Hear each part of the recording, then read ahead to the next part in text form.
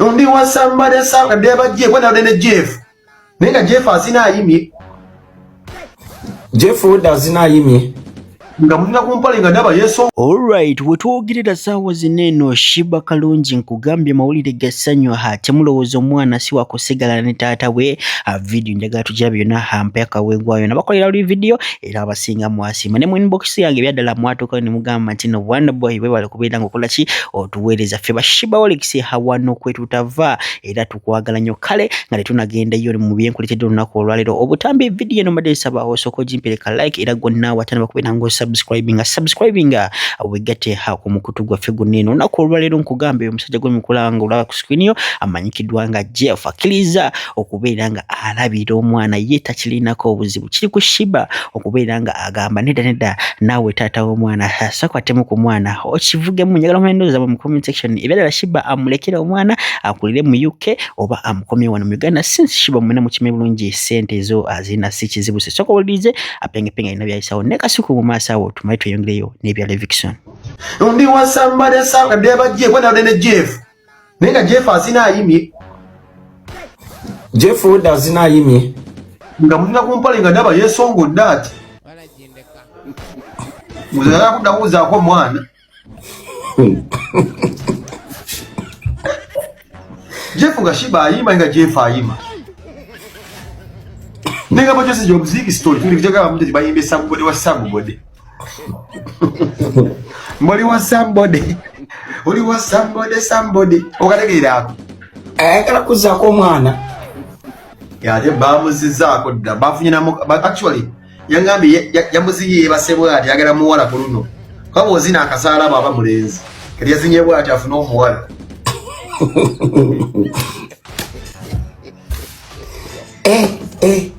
Mami yabadde ayambadde obuntu.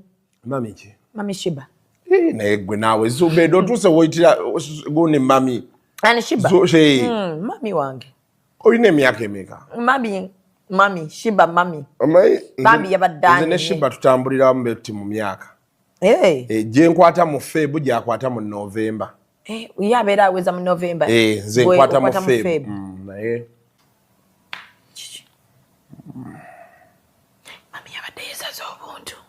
yayimbye abantu yabawadde nze ate kasita yayimbye enedde wonna wensanga Sheebah kasita ayimba wankoona kikyokaagala koti kayimba k'amaanyi wankoona gwe yanzije mmanju wansuutasuuta wali ondidde ekiro ne bw'olikola otya nsigala nkwekutte lwo Sheebah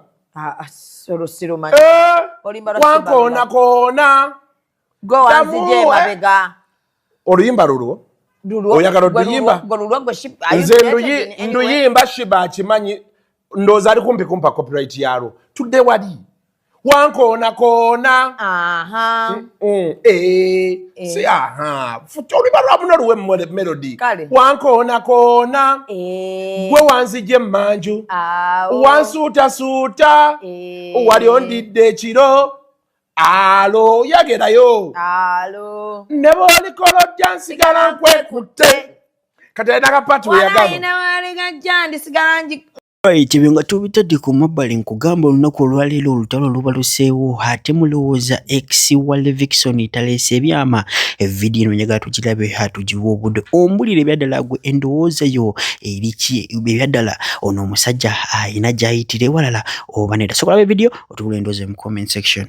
And then presenting my man to them and them being like, wow, now at least we see something has come. So when that also happened, they were like, Katiraba. So of course, that's probably, I think, overwhelmed both of us. And I remember the father of my children saying, because I'm not ready for this. I felt he got cold feet all of a sudden. I saw him change. I was wondering why. You were excited about the children, but I wasn't really excited. But then I was like, at least I have someone who's standing with me, because I'd had stories of other people who had abandoned. So I didn't imagine, even in my family, I didn't imagine that at the end of the day someone is going to have cold feet. So eventually he got cold feet. It was so hard for him to even see me frequently. I felt like probably I understood him from his level, and I was like, you know what? But his parents were willing to actually, be in my life along the journey. Even though I did not want to actually make myself, I felt like before I even make myself known to the parents, I mean, the person I'm dealing with in this situation should be at the forefront. But then he had actually got cold feet, so I was left all alone.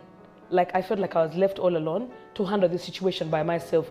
Already, even before I gave birth, already I'd started accepting that I'm in this, and I cannot run away from it. I just need to be grateful for probably what has happened, and then begin to think positively, even if there was a lot of negativity, or especially from me, before I even talk about family, friends, and loved ones, or already even me myself, I needed to be spoken to. Bannange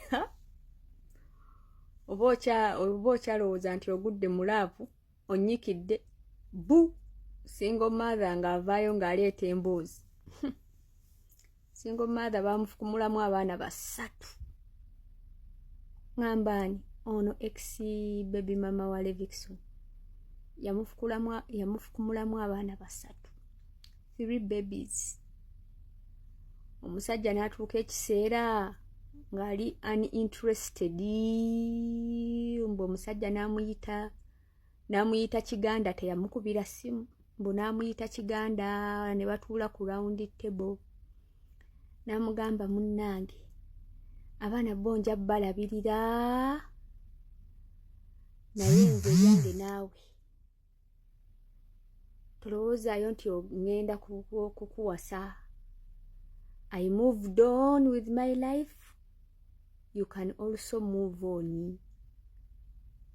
Jukira ono omwana omuwala ye yali church girl, from church to mulimu. Era yali amanya afunye soulmate. Soulmate kye yakola. So no soulmate nga yafunayo dda. Woman of God. Ebyabasajja bamukulaganga abatabamanyi. Kati munnange bizu era praying ofuneyo omusajja omulala, naye musajja n'akufukumulamu mwana asooka, owokubiri, owokusatu, nga takulagangako nti yadde sayini yino nti ngenda kuwasa. Kyokka nno ye yamusaba abaana, ye yamugamba tuzaale. Kyokka olwamala n'agamba sigwe Katonda gwe yandaga. Kakati yali mukazi wa Levikson nga tannamuzaalamu baana. Ebigambo bye biriwo ebiti. Agamba nti Levikson yamulekawo. Levikson yava buvi mu bbanga n'akyuka. Levikson yava buvi mu bbanga n'akyuka eventually nga tamayina kiki mukyusizza. Out of the blue n'okumulabako ne lufuuka lutalo. Nga okumulaba obulabi Levikson ssebo nga tana ng'ova buvi mu bbanga n'olaba Levikson. Kyokolwa muzaddemu abaana abalina naye nga n'okumulabako lutalo n'amufuula single mother. Chokono omukyala mukazi musabi, fena tumumanyi mukazi mulokole, era ebigambo bino abyogera nga alina mukazi wa Pastor Kayanja. Kino kyenzize ngamba. Omusajja nga wakukulekawo ne bwoba oli mugagga otya. Omusajja simanyi Katonda yamutonda atya. Ne bwoba oli mugagga otya, ne bwoba oli musabi otya, ne bwoba oli musomi otya ng'olina ebitabo ku mutwe olina diguli, ne bwoba nga gwe minisita, ne bwoba nga ye agambye akulekawo. Era tebakulima toyina ky'osobola okukola ne kikuuma omusajja forever. You're lying. Kati mu abakazi abali abagamba nti nze Katonda yangambye gwe you're not the right man, olimba. Abasajja bebamu. Katonda yangambye not the right person, olimba. Men are the same. Bwagamba nti akukooye abakukooye. Ate tajja kuwa nsonga lwaki akooye. Akuba bamushi nga ninja. Are we together? So mukyala wa Levikson X abaana yabalina simanyo wa Levikson yajja. Salamu alaikum. Agati nakalembe omusomi w'edduwa. Bw'oba wenyiye embeera embi yankusomere ku dduwa. Abali ebweru mirimu gigaanyi papula zeesibye kino kyekyoto kwensabira omukisa kobe ng'odiriddawa wali wenkusabira n'ofuna emikisa. Ky'oba olaba ngabirira ebinyonyi ebitalina kyakulya naawe atalina mulimu jangu kusomere ku dduwa ofuna omukisa. Eno ennyanja kwesula buli kimu ekisira ne kiba kikujjudde nekikasuka mu nnyanja nekikunta nekigenda. Nze Agati Nakalembe kambawo ennamba yange yeeno 075237529. Temuddeeyo ne mwebakira ebizibu mukoye ku nnamba yange eno.